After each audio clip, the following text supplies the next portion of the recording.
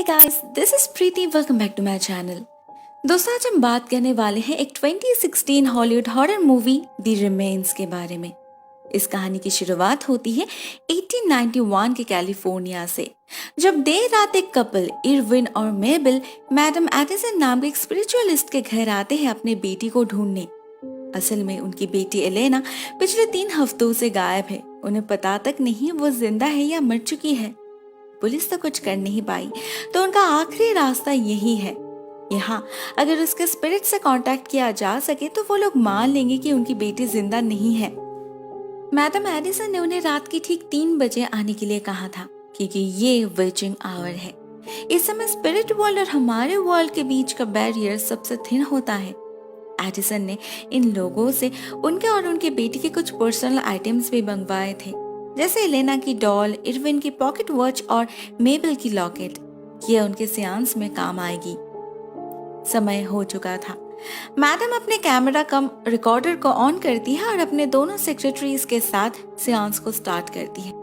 Initially सब कुछ ठीक रहता है। वो लोग एलेना के आत्मा से कांटेक्ट भी कर पाते हैं, मगर उन्हें पता नहीं चलता उसके साथ साथ एक शैतानी रूह को भी एंट्री मिल चुकी है इस दुनिया में, इस घर में। उसी ने एलेना के इनोसेंट सोल को वश में कर रखी थी। अभी वो मैडम एडिसन के शरीर को पोजेस करके उसी के जरिए बाकी सबका खून कर देती है। उस रात उस घर से कोई भी जिंदा निकल नहीं पाता, ना उनकी आत्माएं आजाद हो पाती है। उस हादसे के बाद सीन डायरेक्टली प्रेजेंट में जंप करता है, यानी कि 100 साल से भी ज्यादा वक्त बीत चुका था। यहाँ हम मिलते हैं एक नए परिवार से, जॉन, उनके 3 बच्चे इजी, विक्टोरिया एंड एडन। उन्हें एक घर खरीदना था, इसलिए वो लोग हाउस हंटिंग पे निकले थे। कई सारे घर देखने के बाद वो लोग फाइनली एक विंटेज बिल्डिंग के सामने आकर रुकते हैं, जो पहली नजर में ही उन्हें पसंद आ चुका था। हाँ, घर थोड़ा सा पुराना है, इसलिए रिपेयरिंग की जरूरत है, मगर इतने अच्छे लोकेशन पर इतना बड़ा घर, वो भी उनके बजट के अंदर, फिर नहीं मिलेगा। रियल्टर क्लेयर इंसिस्ट कर रही थी, बच्चों को भी पसंद आ गया था, तो जॉन तुरंत ही हाँ कर देता है, ये जाने बिना ही कि ये वही घर है जहाँ सालों पहले 5 लोगों का खून हुआ था और उनकी आत्माएं शायद अभी भी इसी घर में है। क्लेयर उसे कुछ नहीं बताती। जॉन के पूछने पर भी वो इग्नोर कर जाती है, जबकि लीगली उसे बताना चाहिए था। अगले कुछ ही दिनों के अंदर ये परिवार इस घर में शिफ्ट कर जाता है और पहले दिन से ही बच्चों के साथ कुछ ना कुछ वियर्ड होने लगता है। जैसे विक्टोरिया जब घर देख रही थी तो एक कमरे के अंदर जाने पर दरवाजा अपने आप बंद हो जाता है। विक्टोरिया को लगा उसका भाई मजाक कर रहा होगा, मगर असलियत में तो एडन वहां था ही नहीं। दूसरी तरफ इजी, उसे भी आने पे किसी का रिफ्लेक्शन दिखता है, बस कुछ सेकंड के लिए ही, मगर इनमें से कोई भी कुछ मेंशन नहीं करते, क्योंकि ऑब्वियसली उन्हें लगा ये उनका भ्रम है, लेकिन असल में सब कुछ रियलिटी में हो रहा था। एक चीज हम नोटिस करते हैं कि इस परिवार में लोगों के बीच कनेक्शन बहुत ही ज्यादा कोल्ड है। बच्चे अपने पिता से ज्यादा बात नहीं करते। असल में वो लोग अपने माँ से ज्यादा क्लोज्ड थे, जिनकी मौत बस 3 महीने पहले ही हुई है। उस ट्रॉमा से निकलने के लिए ही जॉन ने घर बदलने का डिसीजन लिया था, मगर अभी तो उनके बगैर ये घर भी सिर्फ मकान ही लग रहा था, कोई घर नहीं। स्पेशली एडन और विक्टोरिया, वो लोग उम्र में काफी छोटे हैं, इसीलिए वो लोग अपने माँ को बहुत मिस कर रहे थे। जॉन की हालत भी कुछ खास नहीं थी, सिर्फ इजी ही थी जिसे कुछ फर्क नहीं पड़ रहा था। वो अपने केयरलेस लाइफस्टाइल और बॉयफ्रेंड के साथ ही खुश थी, मगर जाने अनजाने में इस घर में सबके साथ कुछ ना कुछ हो रहा था, स्पेशली बच्चों के साथ। घर आने के बाद पहला दिन अनपैकिंग करने में ही बीत गया था, तो जॉन सबके लिए खाना बाहर से मंगवाता है। जो लड़का डिलीवर करने आया था, न जाने क्यों वो बहुत जल्दी में था, पार्सल देने के साथ साथ ही भाग जाता है और जाते जाते एक बहुत अजीब कमेंट भी करता है कि उसने सोचा नहीं था ये घर कभी बिकेगा भी। उधर at the same time Victoria जाती है किचन में प्लेट्स लाने। अचानक सारे लाइट्स ऑफ हो जाते हैं और अंधेरे में उसे ऐसा लगता है कि उसके पीछे कोई खड़ा है। रात में एडन के साथ भी एक सिमिलर हादसा होता है। वो सो रहा था, अचानक रात के ठीक 3 बजे कमरे की लाइट्स फ्लिकर करने लगती है और उसी आधे अंधेरे रोशनी में एडन को एक लड़की दिखती है जो उसके तरफ ही देख रही थी। डर से एडन की हालत खराब हो जाती है। वो चिल्लाने लगता है और फाइनली जॉन को आकर उसे संभालना पड़ता है। उसे कमरे में कोई नहीं दिखता, ना उस रात और कुछ होता है, बस किसी की नजर पूरी रात उन्हें घूरती रहती है। अगले सुबह हाइड एंड सीक खेलते वक्त दोनों बच्चों को ऊपर एटिक में एक पुराना ट्रंक मिलता है जिसमें बहुत सारे पुराने चीजें थी, एक डॉल, एक पॉकेट वॉच, एक कैमरा, एक्सेट्रा एक्सेट्रा। हम समझ पाते हैं ये मैडम एडिसन की चीजें हैं जो वो अपने सियांस में यूज करती थी। उस हादसे के बाद शायद ही किसी ने इन्हें हाथ लगाया होगा। एडन उनका कैमरा लेकर खेलने लगता है और उसी के लेंस से देखते वक्त उसे एक बहुत ही क्रीपी फिगर नजर आता है जिससे वो डर जाता है और उन चीजों को ले जाता है अपने पिता को दिखाने। इधर विक्टोरिया को भी वो चीजें दिखी थी, उनमें से एक डॉल उसे पसंद आ गया था जो वो अपने पास रख लेती है। उसे पता नहीं चलता ये एलेना का डॉल है जिसकी मौत करीबन उसी की उम्र में हुई थी। इस सब के अलावा भी इस घर में एक बहुत ही पुराना और डरावना दिखने वाला डॉल हाउस भी था जो एक्चुअल में इस घर का रेप्लिका था और इसके अंदर भी कुछ कैरेक्टर्स मौजूद थे जो अपने आप ही मूव कर रहे थे। हम नोटिस करते हैं उस पुतले के मिलने के बाद से विक्टोरिया ज्यादातर समय इस डॉल हाउस के सामने ही बैठी रहती थी, बहुत ही गुमसुम सी, खोई खोई सी। ऐसा लगता था जैसे उसके जिंदगी से सारी खुशी छीन चुकी हो। एक दिन जॉन इस पुतले को लौटाने की बात करते हैं तो जवाब में विक्टोरिया बहुत ही डिफेंसिव हो जाती है, कहती है हमने इस घर को खरीदा है तो ये अभी हमारा है। जॉन को भी ये बातें सही लगती है तो वो खुद ही एटिक में चले जाते हैं बाकी चीजों को देखने। इतने पुराने घर में किसी एंटीक पीस का मिलना इम्पॉसिबल नहीं, मगर उन्हें वैसा कुछ नहीं मिलता सिवाय उस घड़ी के जो 3 बजे बंद हो चुकी थी और कुछ वियर्ड फोटोज के जिसमें एक धुएं की तरह ऑब्जेक्ट को कैप्चर किया गया था। जॉन को तो कुछ समझ नहीं आता तो वो क्लेयर को कॉल करके घर आने के लिए कहता है। उधर ठीक उसी वक्त उसे कहीं से कुछ चीजें गिरने की आवाज सुनाई देती है। चेक करने पर पता चलता है पूरा का पूरा लिविंग रूम ही बिखरा पड़ा है। ऐसा लग रहा है जैसे कोई भूकंप आया हो, मगर सिर्फ इसी कमरे में। किसी के पास इसका कोई एक्सप्लेनेशन नहीं था, मगर जॉन इस इंसिडेंट को उतना इम्पोर्टेंस नहीं देता। इसी रात उसे एक भयानक सपना आता है। वह अपने पत्नी को देखता है जो एक चुड़ैल के रूप में उस पर हमला कर देती है। ऐसा पहली बार नहीं हो रहा था। इस घर में आने के बाद से ही हर रात कुछ ना कुछ हो रहा था, वो भी रात के ठीक 3 बजे। अगली सुबह जॉन के साथ मुलाकात होती है उनकी नेबर मेलिसा की। वो उनका वेलकम करती है, साथ में इंडायरेक्टली इस घर के बारे में कुछ कमेंट्स भी करती है, एग्जैक्टली उस डिलीवरी बॉय की तरह। डे बाय डे घर में नेगेटिविटी बढ़ती ही जा रही थी। कभी घर से बदबू आ रही थी तो कभी ठंड लग रहा था और घर में मौजूद खाना भी खराब हो रहा था। एक दिन तो ब्रेकफास्ट के वक्त उन्हें सारे के सारे अंडे खराब मिलते हैं, उनके अंदर से खून निकल रहा था।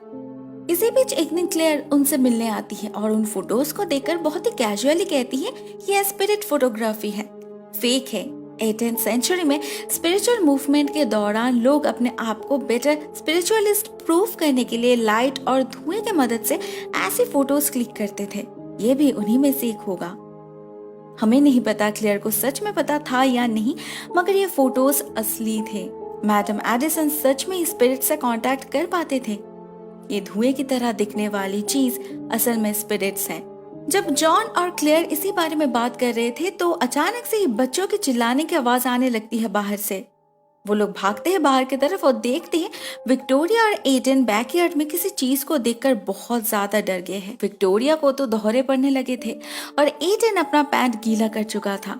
जरूर उन लोगों ने कुछ बहुत डरावना देखा होगा। सेंस लौटने पर विक्टोरिया बताती है उसने अपने माँ को देखा, मगर माँ को देखकर कोई इतना क्यों डरेगा भला। जॉन अपने दोनों बच्चों को लेकर डॉक्टर के पास निकल जाता है और इसी से कह जाता है घर का ख्याल रखने के लिए। इसी एक टिपिकल टीनेजर है जिसे अपने सिवा किसी और की फिक्र नहीं थी।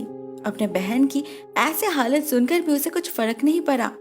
उनके निकलने के साथ साथ वो अपने बॉयफ्रेंड को घर बुला लेती है और मेकआउट करने लगती है। मगर हाँ, उसके बॉयफ्रेंड को भी वो साया दिखता है एक झलक के लिए जो उसे दिखा था, लेकिन कोई उस तरफ ध्यान नहीं देते। उस दिन घर लौटने के बाद जॉन जाता है एटिक को क्लीन करने और वहाँ उसे पहली बार एक छोटी सी लड़की की आत्मा दिखती है जो अपना नाम बताती है एलेना टॉलवुड। बस एक ही बात दोहरा रही थी वो लड़की, बर्न देम, वो आ रही है। जॉन को कुछ समझ नहीं आता कौन आ रही है और क्या जलाने के लिए कह रही है ये लड़की। मगर वो ऑनलाइन रिसर्च जरूर करते हैं, जहां उसे 1891 के उस हादसे के बारे में पता लग जाता है। उस रात उस घर में एक्चुअली क्या हुआ था वो तो किसी को नहीं पता, मगर सभी ने गेस कर लिया था कि जरूर उनके सेंस में कुछ गड़बड़ हुआ होगा।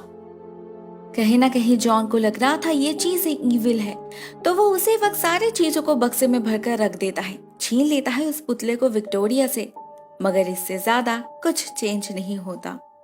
एज यूजुअल रात के ठीक 3 बजे उसे एक बहुत ही डरावना सपना आता है। वो देखता है कि वो अपने ही हाथों से अपने बेटे का खून कर रहा है। खून से लहूलुहान हो चुका था उसके बच्चे का शरीर, जिसे देखकर जॉन को बहुत मजा आ रहा था। सपने में एक अजीब सा सेटिस्फैक्शन फील कर रहा था वो, बट इन रियलिटी डर से उसकी हालत खराब पड़ चुकी थी। ऐसा सोच भी कैसे सकता है वो। टेंशन में बाकी रात उसे और नींद नहीं आती, और अगली सुबह ही वो सारी चीजों को बॉक्स में डालकर घर से बाहर कर देता है। मगर इस सब का असर उसके दिमाग पर भी जरूर पड़ रहा था। वो बहुत ही ज्यादा गुस्से में रहने लगा था, बच्चों से ठीक से बात भी नहीं कर पा रहा था वो। एक दिन उसे उस कैमरा वाले रिकॉर्डिंग में से किसी की आवाज सुनाई देती है, एक बहुत ही डरावनी आवाज जो कह रही थी मार डालो। जॉन अपना दिमागी संतुलन खोने लगा था। उसे समझ नहीं आ रहा था वो क्या करे, क्योंकि अभी इसी वक्त कोई और घर खरीदने का पैसा नहीं है उसके पास। वो अपने माँ से इस बारे में बात करता है, जो उसे घर को क्लेंस करने का सजेशन देते हैं। जॉन को इन सब में उतना ज्यादा भरोसा नहीं था, मगर घर में ऑलरेडी इतना कुछ हो रहा था तो वो ट्राई करने की डिसाइड करता है।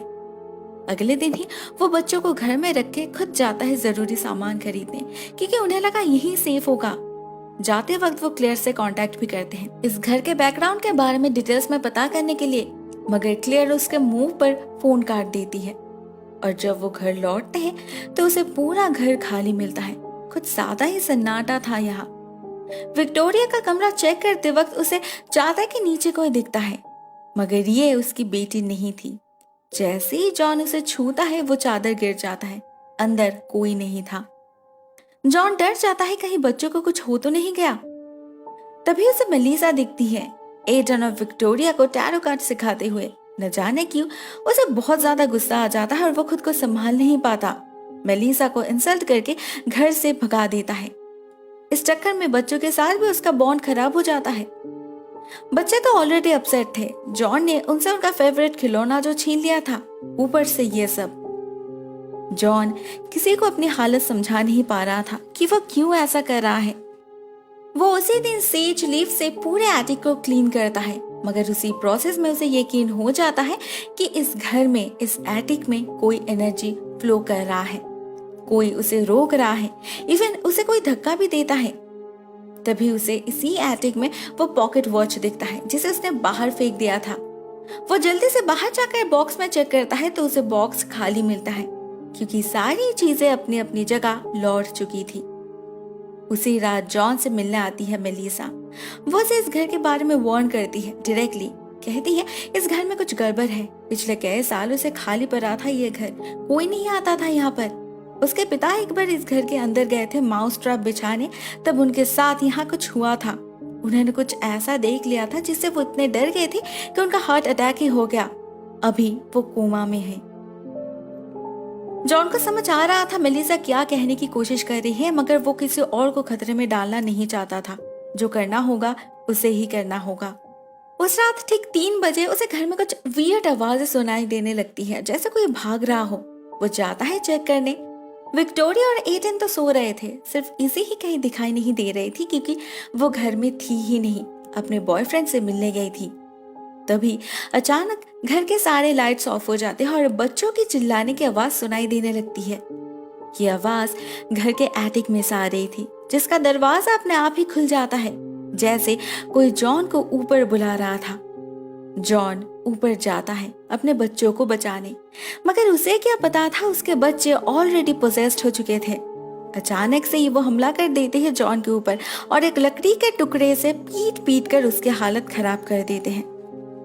घर में इतना कुछ हो रहा था, मगर इसी का कुछ पता ही नहीं चला। वो 1 घंटे बाद घर लौट आती है और चुपचाप सो जाती है, मगर कुछ देर बाद ही उसे भी एटिक में से किसी के फुटस्टेप सुनाई देने लगती हैं। घर में कोई और दिखाई नहीं दे रहे थे। तो वो ऊपर जाती है सबको ढूंढने और वहां उसे जॉन घायल हालत में दिखते हैं। उनका पूरा शरीर खून से लथपथ हो चुका था, आखिरी सांसें ले रहे थे वो। बहुत मुश्किल से वो इजी से कह पाते हैं उन चीजों को जलाने के लिए। ठीक इसके बाद ही उनकी मौत हो जाती है। इजी उसी वक्त भागती है नीचे की तरफ, मगर वो शैतान जिसने सबके रूह बश में कर रखा था, जिसने उन बच्चों से अपने ही पिता का खून करवाया था, वो इजी को रोकने की कोशिश करता है। विक्टोरिया और एडन को भेज देता है उसके पीछे, बट फॉर्चुनेटली इजी टाइमली उन चीजों को जलाने में कामयाब हो चुकी थी और जलाने के साथ साथ ही एडन और विक्टोरिया का होश लौट आता है। इजी को लगा वो लोग सेफ है, तो वो 911 पे कॉल करके पुलिस और एम्बुलेंस बुलाने की कोशिश करती है, मगर उसका कॉल कट जाता है क्योंकि अभी भी उन्हें उस शैतान से मुक्ति नहीं मिली थी। उसने बस उसका पोजेशन जलाया था, जिससे इन लोगों पर उसका ग्रिप लूज हो गया, मगर वो खुद तो अभी भी इसी घर में था, तो वो इन्हें जाने कैसे दे सकता है। वो रूह फिर से एक बार हमला कर देती है और इस बार कोई उसके हाथ से बच नहीं पाता। बिल्कुल पिछली रात की तरह आज भी यहाँ मौत का तांडव होता है, मगर किसी को पता ही नहीं चलता। एट द फाइनल सीन हम एक दूसरे फैमिली को देखते हैं इस घर को विजिट करते हुए। मतलब ये घर फिर से एक बार सेल पर था और रियल्टर कौन थी? Miss clear. मतलब उसे शुरू से ही सब कुछ पता था, शायद इसीलिए वो खुद सिर्फ दोपहर के 3 बजे के आसपास ही इस घर में आती थी, क्योंकि इस टाइम को the most holy godly hour माना जाता है। इस वक्त नेगेटिव एनर्जी सबसे ज्यादा कमजोर रहती है, एग्जैक्टली जैसे 3 AM को सबसे अनहोली अनगॉडली आवर माना जाता है। मैडम एडिसन और उन लोगों की मौत उसी वक्त हुई थी। उसी वक्त शैतान को इस दुनिया में एंट्री मिला था और इस घर में जॉन के परिवार के साथ जो कुछ भी हो रहा था उसका पीक टाइम भी 3 AM ही था। दोस्तों, इस फिल्म में एक बात हम नोटिस करते हैं कि शैतानी शक्ति हमेशा उन्हीं पर भारी पड़ती है जो मेंटली वल्नरेबल हो, इमोशनली डिप्राइव्ड हो। पहले सीन में एलेना के कारण उसके पेरेंट्स वल्नरेबल थे और दूसरे पार्ट में जॉन अपने पत्नी को बहुत ज्यादा मिस करता था। उनके बच्चे अपने माँ को मिस करते थे, शायद इसीलिए उन्हें कैप्चर करना आसान रहा। दूसरी तरफ इजी उतनी इमोशनली इन्वॉल्व्ड नहीं थी, उसके अंदर कोई खालीपन नहीं था, शायद इसीलिए शैतान उस पर काबू नहीं कर पाया। But at the final scene मरना तो सभी को पड़ा, क्योंकि ये घर ही एक ट्रैप था। जो यहाँ आता है वो फिर कभी निकल नहीं पाता। दोस्तों, ये कहानी यहीं पर एंड हो जाती है। बहुत ही सिंपल सी स्टोरी है, ज्यादा कोई जंप्स के सीन्स भी नहीं, तो मेरे ख्याल से आप इस मूवी को स्किप कर सकते हो। स्टोरी जाने के लिए तो वीडियो ही काफी है। आज के लिए बस इतना ही दोस्तों। Thank you so much for watching this video. बहुत जल्द मिलते हैं किसी और नए वीडियो के साथ, तब तक के लिए टेक केयर, टाटा।